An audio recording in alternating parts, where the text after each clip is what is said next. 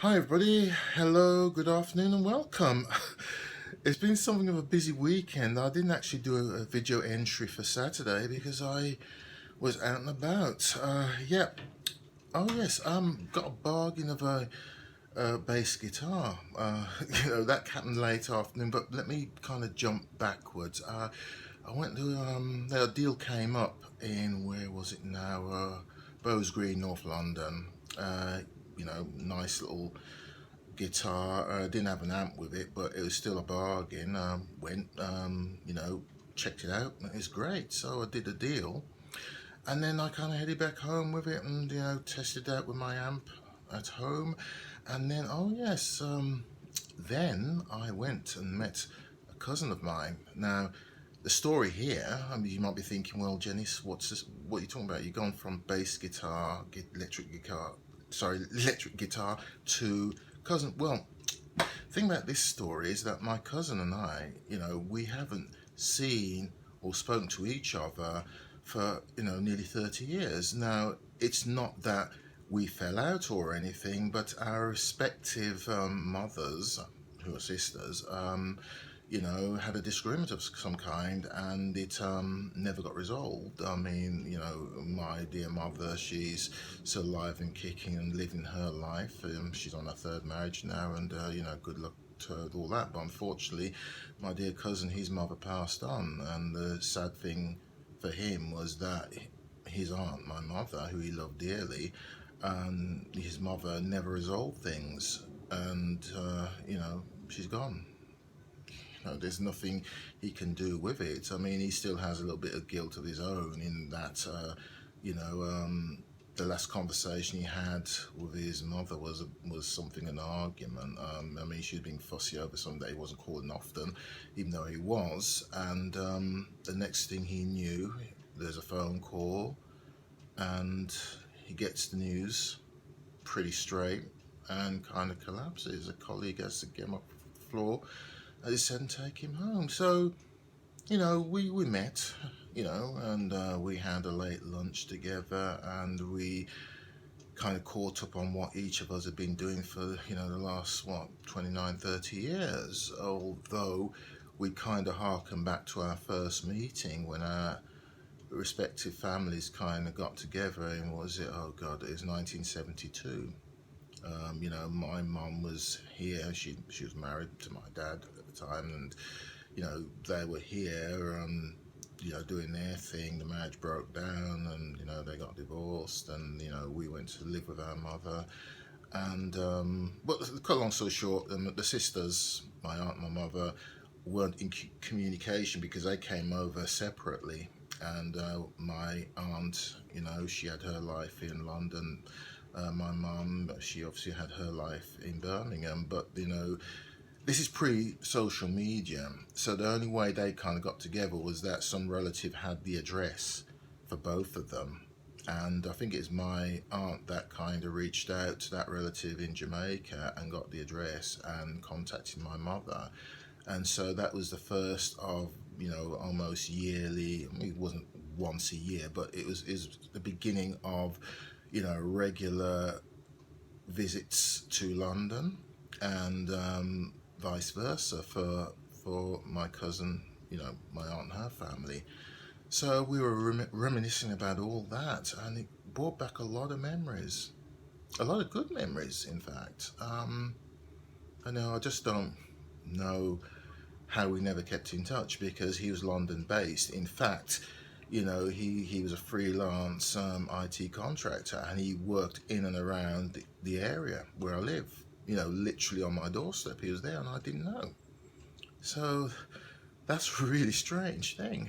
It really is. They say you can't choose your family. You can choose your friends, but you can't choose your family. But the thing is, my cousin and I, we were good friends. We were the same age. He's 5 months older than me. So we're at that stage now, where we're in our mid 50s, and the world for us is a far cry from what it was back in the 70s, the 80s.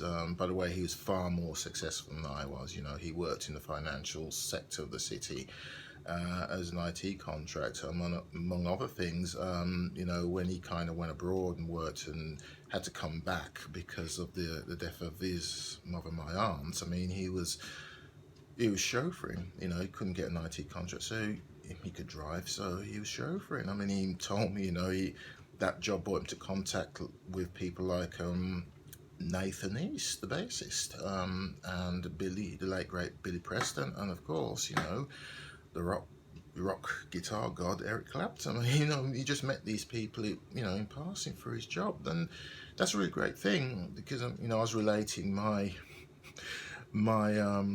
how can I put it, my acting career. And I've done a lot. Don't get me wrong, I'm proud of what I've done, and I have met some big names, but I have never kind of communed or been invited to hang out with them. I never really expected to. That's the job. I just do my job. And try not to get in people's way and try and get on with everyone. Not because I want to be liked, but it just makes things easier for me when I'm working. If I can kind of have a good working relationship with people, I'm happy because I don't want to kind of, go on set or to a theatre rehearsal or on a film set, and I'm hammer and tongs, I don't get on with anybody because I've read over the years, some stories of some really, top talent, who came together, and while the project, the movie, was successful, they hated sight of each other. I don't get that. I can't live that way, and I can't work that way. Even if we don't see eye to eye, we should be able to do the work, because at the end of the day, it is not about us, our egos, our personalities. It is about the work. It is about getting the director's vision, helping the director to realize his vision on camera.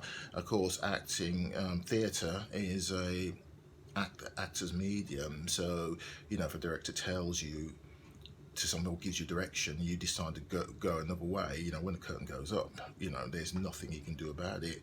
But hand your ass to after performance or the next meeting. I mean, even though I've done theatre, I've done a lot of theatre, but my real attitude or my approach to acting really comes via film, because that's where I started out. Even though I was theatre trained, my earlier jobs, my first jobs, were within film. It could be, I was in front of the camera, or I might be a background extra, because I was just eager to get onto that film set and learn as much as I can. And I'm quite proud of that. I'm quite proud of the work I've done. I mean, I've done these, films as bizarre as The Human Centipede 2. I was it Centipede 8 stroke Tim? A married guy with his wife who kind of get clobbered by the he wasn't Martin, main character, wasn't an anti-hero. He's just really misunderstood and quite disgusting in some ways. But the guy who played him, Lawrence Harvey, not the Lawrence Harvey, but his name was Lawrence Harvey. He was absolutely brilliant. But I've kind of digressed quite a bit. But it's just kind of, this weekend has been, a walk down memory lane, and I'm still kind of on a high because, I got to see my cousin again after 30 years, one of my childhood friends in some ways, when we kind of got into our teenage years and, left school or college and went out in the big wide world, he landed on his feet a hell of a lot sooner than I did, and he was always an inspiration because he just showed me, it could be done. But, he's still the same old guy, cousin. He's a little bit older now. He's far more wiser, and he's a lot more laid back about things. He doesn't let things get to him, although he still has his hang-ups about certain things in relation to family and how his mom went, which I can appreciate, because I remember when my first stepfather died. That was that was quite a wake-up call. It was quite a wake-up call. But anyway, that was Saturday, pretty much. Today, I had to head over to East London to pick up a storage box. This Facebook marketing thing or Facebook market thing, I mean, there are really some bargains there. I mean, if you want to get a good second-hand guitar, you can. I mean, there are stuff on there, electric guitars. Here I go again, Gennis about his bloody guitars again. But yeah, I mean, you can get some real good bargains if you want to start out as a beginner, or if you're a real axe man.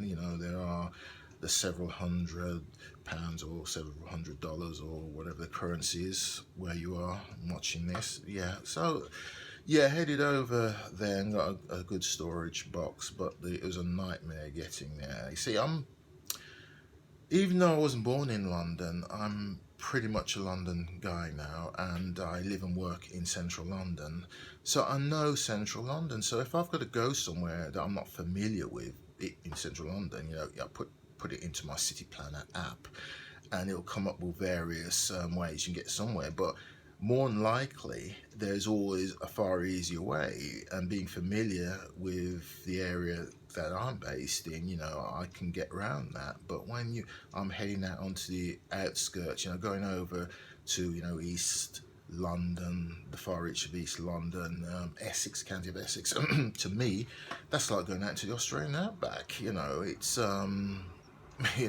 the wild, wild west out there, because just not my place. I mean, it's met many nice people who live in Essex, but it's not really my place. And then I came out of the train station and had a hell of a walk to get there. And when I got there and met this lovely old lady, who also say elderly lady, a real darling she was, and we looked at the merchandise box and exchanged cash, and then I asked her what's the best way to get out, and of course she gave me directions, which led to a far easier, more relaxing journey than I actually had coming in, but going back home. So yeah, I'm really cool. Yeah, talking about cool. I mean, it was hot today. It might have been hotter than Kingston, Jamaica. But now it's gone cool, it's gone mild, it's kind of really good. Oh, by the way, today we had the London Marathon, and it's the hottest one. Well, it was the hottest on record for the marathon. Mo Farah came first, but he broke the British record. But it's gone cool, and it's mild, and it's mellow. But shall I be going out for a drink? Well, I've been running around all day, and the weekend has been very, very busy. Far busier. I haven't had a chance to chill out and relax, and that's not a bad thing. I'm kind of on a high, and I feel I'm in a good place. Let's put it that way. I'm in a good place. I've managed to start going back to the gym. I mean, I did 5 evenings last week, Monday through to Friday, but Friday evening I was going, I was really going at it, but eventually I was, training on fumes.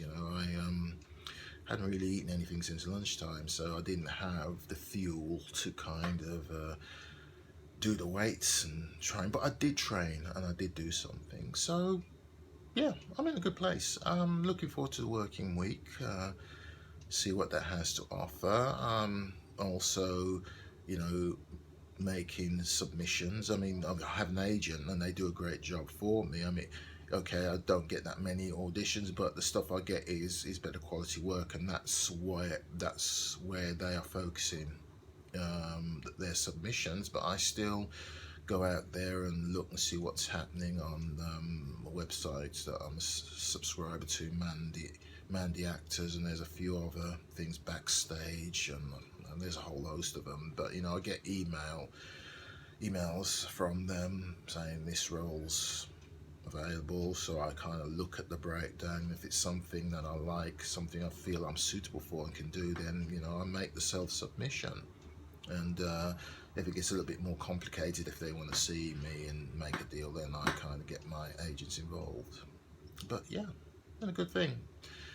It's a good thing. I'm hoping to go back to acting and at least do something. I don't know whether I want to go back into fringe theatre. I mean, I did that for a time, and it's an experience. Let's put it that way. It was a real experience, but I feel I need to be a little bit mercenary. I did it for no money. I would like somebody to pay me, and if you have a role that you think that I would be suitable for, then of course contact me. I don't need to give you any contact details. I'm on Facebook, I'm on Twitter, oh God, LinkedIn, I'm all over the place. I can't hide. It's just like being, well, that's the perfect thing for an actor. If you're on stage or in front of the camera, you can't hide. You have to reveal all. Well, so I can't hide. You can always get hold of me, and I'd like to hear from you. Your thoughts, your views, and also if you're an actor based in London and you're appearing in a play, or you're an actor from elsewhere but you work in London and you're in a play, please let me know. I'll look at my schedule, and if I can make it, I'll come. So yeah, please do that. So for me, I'm going to kind of see what needs to be doing around the home, and clean up that storage box as well, and prepare for the working week. Thanks for watching. Thanks for listening. It's always a pleasure. Take care. Bye.